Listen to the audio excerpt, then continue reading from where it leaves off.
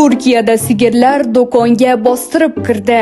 Gap shundaki, Turkiyaning Batman viloyatida kulgili va bir vaqtning o'zida noodatiy hodisa sodir bo'ldi.